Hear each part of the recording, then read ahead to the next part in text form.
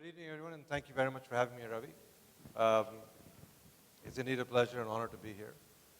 Um, what is Softbank doing and where are we headed? Yes, so I think Masa and I got together about a year ago, and I started working at Softbank. And we tried to figure out how do we make Softbank an evergreen company, how does it survive? And in its true Japanese style, he'd like it to survive at least 300 years, which at least the current life expectancy requires at least 4 to 5 generations, if not more. Right. So we said, how do you stay evergreen? How do you stay a young company for that long? Because every company out there eventually plateaus when the founders become hopefully very rich and complacent and they don't want to work as hard anymore, or they can't innovate anymore, and innovation is being done by people like these young people in the room. So we said, why don't we take the successes of our company, take the resources, i.e. the cash, and then find really young people who are creating great businesses and invest in them, and every 10, 15 years find the next set of young people to invest in. That way we can be old and they can be young and they'll keep it evergreen and we can just be very old. Got it. So you're the one that's young and complacent? No? Working on it. You're accomplished and restless, right? Working on being complacent. Working on that. No, but tell us a little bit, SoftBank, is not really a VC. It's not, like you said, evergreen. Can you explain that in some sense? You're taking some massive bets, right? Yeah, well, I guess if you look at the bets Mr. Son has taken, he invested most recently 15 years ago, $200 million in Alibaba, which is now around $40 billion. So if you're lucky enough at the right time, you find the right entrepreneur, you don't have to work too hard. You just have to.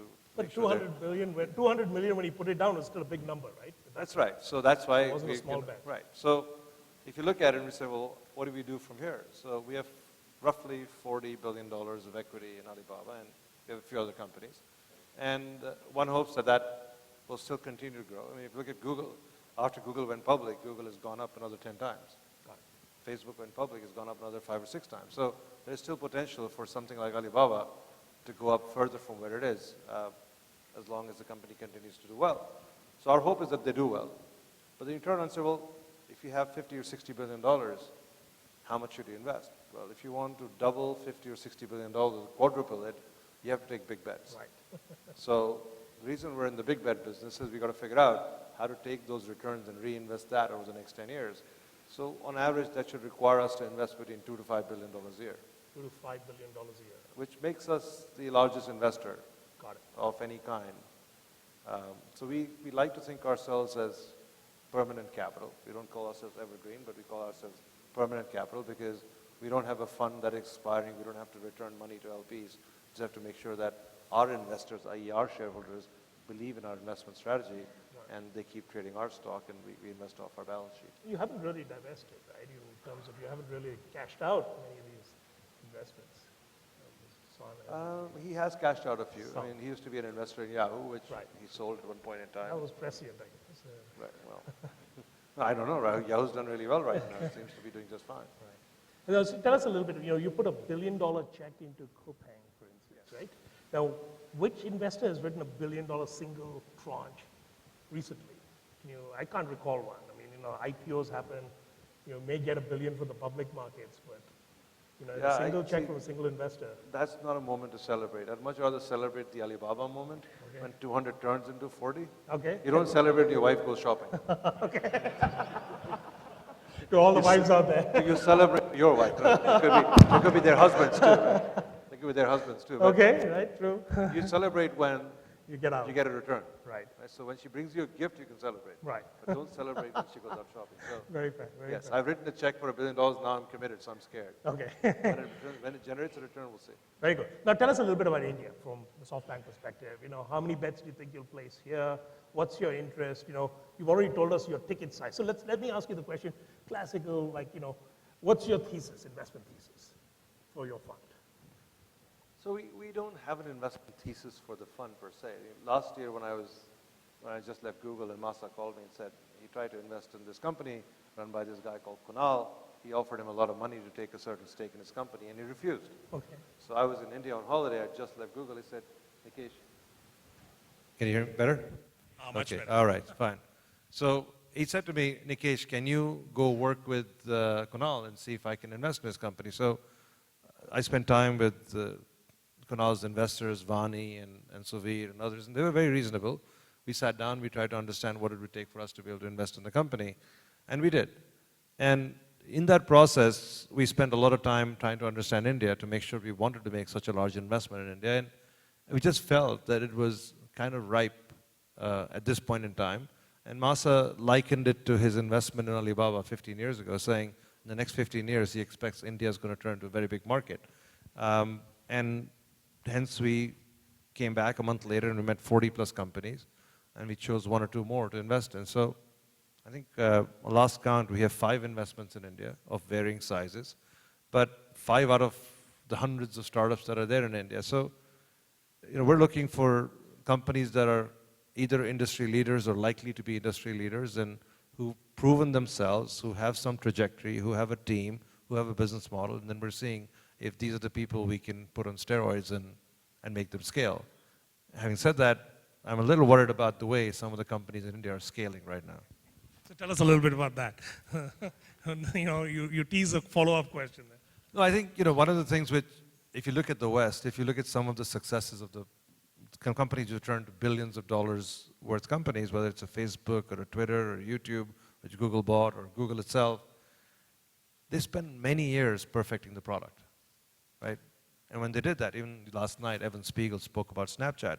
They spent a lot of time perfecting the product, and the product grew by word of mouth. The product grew thereafter by other people talking to other people, by network effects. But there are very few companies in the West which have become very big companies who invested hundreds of millions of dollars of marketing in the early stages of their lives. And I think, as I said this to some of the founders privately, and I said that publicly, you can't take a bad product and spend a lot of money in marketing and consumers to love it. I think that's where people are getting confused.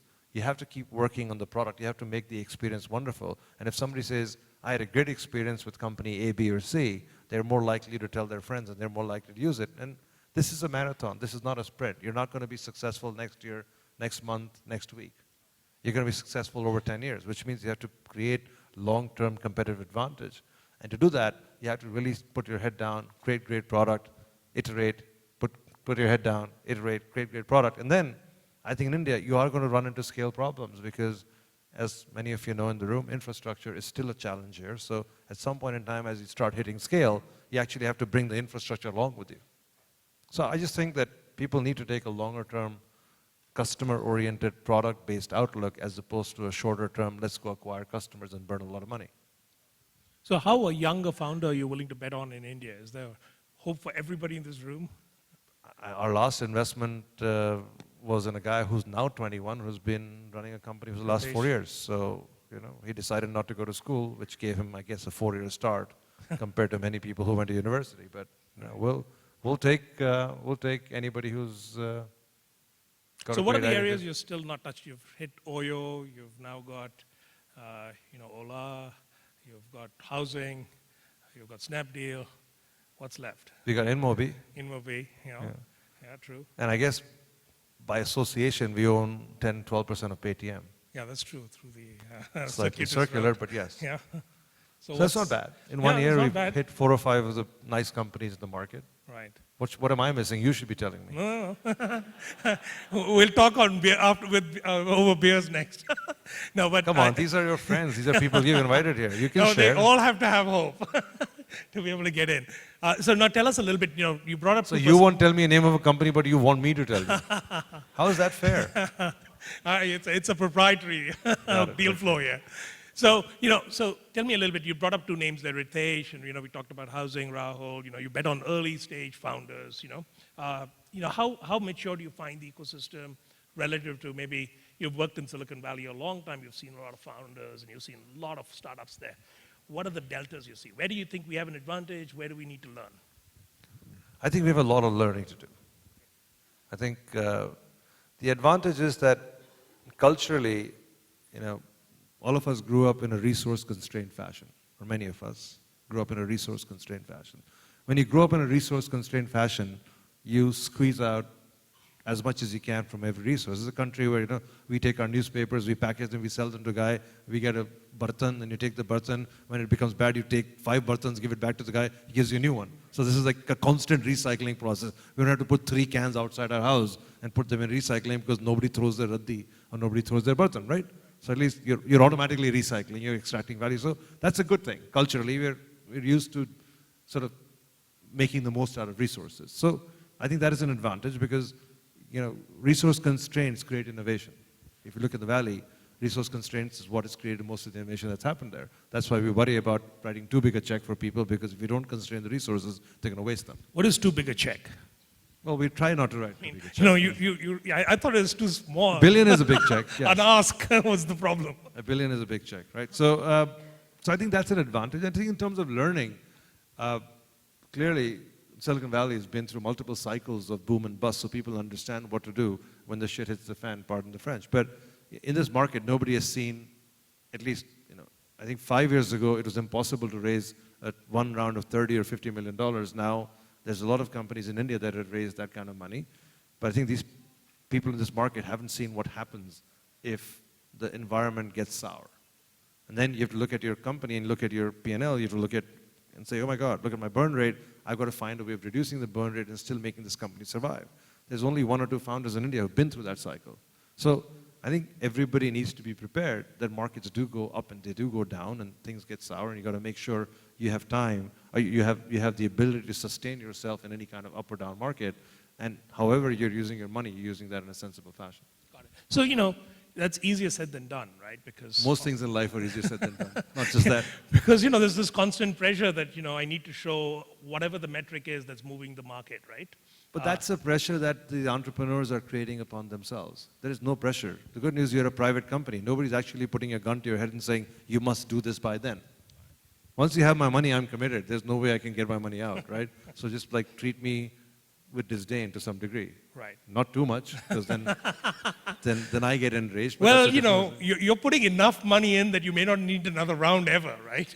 Well, we hope that, but that actually doesn't happen. Statistically, people have done research which shows that eventually founders expand their spending to finish their round in a period of 24 to 36 months. It's an instinctive thing with founders. It's kind of like people figure out a way to spend their money out of their funding. It's just that if there's so much in the bank, you feel compelled. That's exactly right. It's the same thing like you. When I have enough money in the bank, you say, let me buy you a coffee. When you don't have money, it's like, buy your own coffee, Nikesh. True. Right. Same thing happens. So. Okay, so let's switch gears. Tell us a little bit about your early journey. And you grew up in India, yes, I did. And you headed out. Why did you? You headed out to the US when it's not like your family moved or something. You moved on your own. So tell us a little bit about what motivated you there. Well, I can give you the romanticized version or the real version. Which one do you want? Give us the real one. The romanticized version, I always knew I wanted to go to the US and run a large company. The real version is I went to BHU because I took that exam. When you were young, you have 2 choices, at least when you were my age in 85. You could either become an engineer or become a doctor. Right? One of the guys who were really smart in our college was my school turned out to be number 10 in the JE and decided to go to St. Stephen's and do economics. And we haven't stopped talking about it for him in 25 years.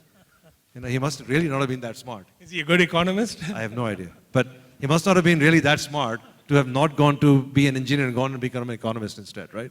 So I did that. So a friend of mine and I went to where they decide which place you're going to go. I had a choice of doing ceramic engineering at IIT Delhi or electrical engineering in BHU. People told me electrical was better than ceramic. I believe. What is ceramic engineering anyway? I don't know. You make pots and pans from clay. Okay, I guess. good. I suspect that's Nikesh Arora, the potter or whatever. Exactly. So I decided to go to BHU and be an electrical engineer. They just started computer science in '85, so harder to get in there. And then after an year or 2 of doing that, I realized I'm not sure I wanted to apply myself as an electrical engineer, but I did want to get a degree. So my grades started to deteriorate, and I spent more time in things like debating and dramatics and all that stuff. And when I graduated, I had a choice of going to work in Jamshedpur at Tisco, right, or Telco, I can't remember, one of those 2. I think they're both in Jamshedpur. Whichever one is Jamshedpur, right? Steel plants there. Yes. Okay. So I suspect I would have to switch on the electrical power plant, switch it off. So that was one option. The other option was to go to Delhi and sell computers for Wipro. So I went to Delhi because that's where I wanted to be. So I sold computers for Wipro. They asked me to sell them to the government, which is the hardest thing to do. And the government would buy them in 1989. We were selling a fantastic brand new model called a PCXT. For those of you who are not old enough to know what that is, that was a PC with storage. With a 10 GB hard drive. Whatever, not even 10 GB. 10 GB? Dude. No, 10 MB, sorry. Which world are you You in? see how you can get transition. We had floppy disks then. I know. 64 KB floppy disks. And then I had to go to the computer center and print out cards and program an ICL 1904 in punch cards. And the punch card reader was broken, so he says, sorry, programming error because you mistyped a word. So you go back and repunch it. So anyway, so that was life. And then I was selling computers. I need to go get a business degree. I wasn't smart enough to pass that CAT exam. So I said, well, it's much easier to get into a foreign business school program than go to IIM. So I went. Very That's cool. the non-romanticized version. The romanticized versions, I always knew I needed to go to the West and explore greener pastures. Very good. Now tell us a little bit. Family was in Delhi. You know, your dad was Air Force, and I've seen a little bit of your comments on that in terms of how it kind of molded you, right? Well, my father moved every 3 years, and we moved with him. There was no mollycoddling that you stay in school. Just middle of the year you moved, you went to the next Kendriya Vidyalaya, which I guess creates some degree of adaptability. Doesn't leave you with too many friends who you went to school the entire 12 years with. But yeah. And that made you resilient in some sense. I guess. I've seen many non-resilient people also from the same path, so I'm not sure Okay, cool. if there's a cause and effect, but I'll take your word for it. Cool. So now tell us, you obviously learned to sell, and is that what you think you're best at? And at Google, you were responsible for the number in some sense, right? Yeah, but see, when I interviewed at Google with Eric Schmidt, who was the chairman, I was interviewing with him, walking around.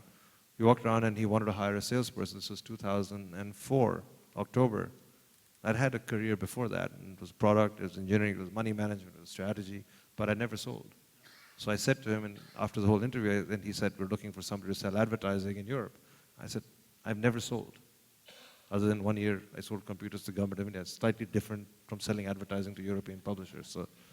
So the good thing which he said, which I will always remember, he said, Nikesh, the good news is our business model is going to change multiple times in the next 10 or 15 years. So we don't want somebody who can sell. We just want people who can actually understand they're going to keep molding this company over the time. So that's what I did.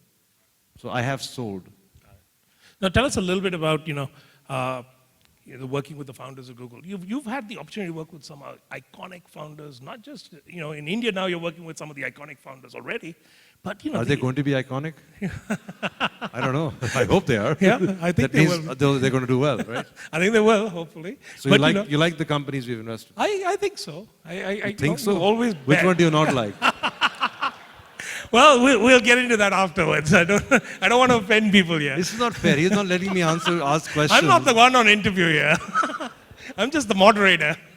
So, but tell us a little bit about what it's like to work with, from the Google founders to now, one of the iconic, investors of the world, right? And, and through him, now you're working with the Alibaba folks and everybody else, What do you see in them that, makes them as successful as they are? Is there a pattern there at all, or is it just... No, there is definitely a pattern. I think if you look at every founder out there who's been successful, they started with an idea, they started with a dream, and they applied their entire sort of energy towards it, the entire passion they had. And it's very hard to go hire somebody and make them do something as passionately as somebody who's willing to give everything up and do it just for the passion, right? None of the founders who started these companies started with the intent of building a great company or a big company. They started with the intent of changing the world or started with the intent of creating a great product for consumers. So the passion they bring to that is different from people you hire. So that's consistent across whether it's Larry Page, whether it's Masayoshi Son, whether it's Jack Ma, whether it's Mark Zuckerberg, Elon Musk. They all came up with the notion of wanting to change the world, with the notion of trying to do something amazing for the end consumer.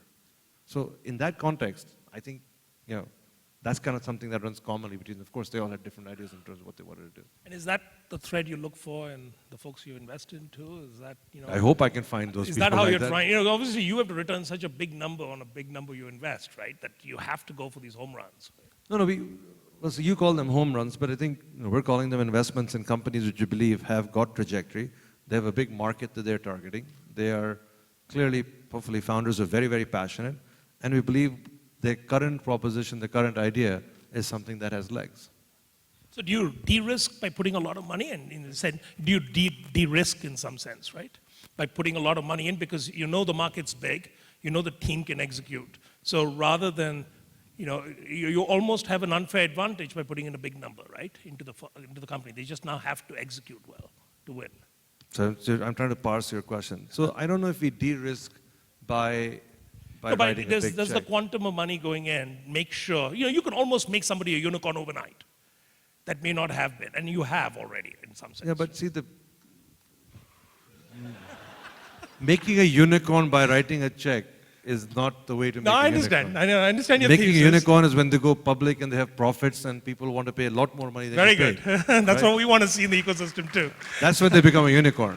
Understand, but my point is... Right now, they're a potential unicorn. Yeah, but you'll scare everybody else away from a segment once you enter with a big number potentially, right? Is that part of the thinking there? No, not at all. Our part of the thinking is that, if you look at great ideas and if they have trajectory, and they have a big market, then usually what constrains people from expanding or scaling their business is a lack of resources. So founders come up with plans saying, I'm going to need $20 million next year, $50 million the following year. You sit there and say, okay, look, if I took away the constraint of how much money you need to grow this business to be really big, can you grow faster? So that's usually the conversation. And that says, yes, of course we can go faster. Well, so we just wrote $1 billion round. We did $1 billion round with a company called SoFi. They're in the lending business, right? For lending business, you need money. If you don't have money, you can't lend. So, well, I said, if we give you a lot of money based on algorithms which you're doing, or you're trying to get a better return for the end user, can you scale faster? Like, yes, of course we can scale faster. Okay, we'll give you money. So you sit there and say, how can you scale faster if we give you money? We don't go in there to grandstand, create unicorns, or scare people away. The person who's most scared when you write the big check is me, not anybody else. True. Now tell us a little bit about, what dangers you see. We've got lots of companies, like you've already said, that are overfunded, priced for perfect I didn't say overfunded, but what a price for perfect execution, as you said last night, right? Yes. So, what do you mean by perfect execution? What does that mean in this context of India, where it's still some things are nascent, some industries are still nascent, right? Well, I think that's a function of the valuation. If you look at the startup scene everywhere, like I think at the end of the day, when it's all said and done, every company eventually has to generate profit, right? That's how businesses work. Whether it's a Google or a Facebook, eventually they have to generate profit. So you can start with a user-focused idea, you can go and monetize it later, you can start with a business idea, you can keep monetizing it. Eventually you want to say, okay, in the long term, this is a business, and the business is monetized either through A, B, C, or D. It is monetized through advertising, through transactions, through subscriptions in some way, shape, or form. And so then say, okay, this is either a traditional business we've known. So when you sell books, you know how you sell books. There's a margin to sell books in a bookstore, there's a margin to sell books online. You can roughly do the math, saying the range is going to be somewhere between 8 to 12%. So saying so many people can buy books. So you can actually think forward and say, either I'm going to replace a market, I'm going to create a new market, I'm going to expand a market. Uber expands the transportation market, Ola expands the transportation market. I replace a market by selling books or doing e-commerce, or I create a new market for online advertising by doing Google or Facebook. So you can actually sit there and say, this is roughly where we're going to operate. I need to generate a profit at some point in time. So between today and when you generate the profit, your company has a value. And the value continues to grow if you do execution well. So right now, people are paying so much money for these companies that they're assuming these companies are going to execute perfectly for the next 3 to 5 years. So you may be paying the valuation of a well-run company 3 years from now, you may be paying it today. If it ends up being a well-run company and stays like that for 10 years, it's okay. You've still underpaid for what it's worth 10 years from now. But if they execute poorly and 3 years from now, they haven't reached where you thought they were going to reach, you've overpaid relative to the next 3 years. So that's what I mean by price for perfection. That means these guys have to keep executing. We're actually paying what we could have been paying a year or two later, but that's purely a demand and supply. What is something worth? whatever somebody else is willing to pay for it. To pay for it. I had a small angel investment recently in a company called Softbank, right? Pretty large check, you know. Relative to Softbank, relatively large check. I think it's in line with angel investments. I only own 0.7% of the company. Points, exactly. You know, that's exactly what, you know, angels do, right? Yeah. So tell us a little bit. Angels do a lot more things, but you mean angel investors. No, so what is the rationale there? You know, it's like it's a huge number, right? In some sense, to put in. And Are you asking me or telling me? Yeah, I'm asking you. I thought it was a huge number. You said it's a huge number, right? No, it's a rhetorical question. And it is a huge number, of course. Yeah, it was probably a moment of weakness, but no, I think part of the conversation which I had with my boss was like, and we talked about as we grow older, we start de-risking, we become more complacent. He said, well, why don't you take some risk? I'm like, sure. So what do you want to do? He says, why don't you buy some stock? I said, okay, I'll buy some stock. You say $500 million? No, I said some stock. So then we just kept going up the risk curve. So it's very high up on the risk curve. So I had to borrow a lot of money to be able to do that. Okay. But let's just say that I'm very focused on creating shareholder value for SoftBank shareholders. Absolutely. Yes. I don't know that there's a perfect alignment of interest. Totally. Last year we tried to benchmark the startup ecosystem. It's always, you know, the nascent and fast-growing ecosystem. It's always a tough task, but we figured, you know, if you don't know where you've been, you won't know where you're headed. You know, you need to measure. So we've tried to benchmark it again this year. I'd like to present you with the report. A little bit of reading homework for you on the flight over. Thank you very much. So thank you.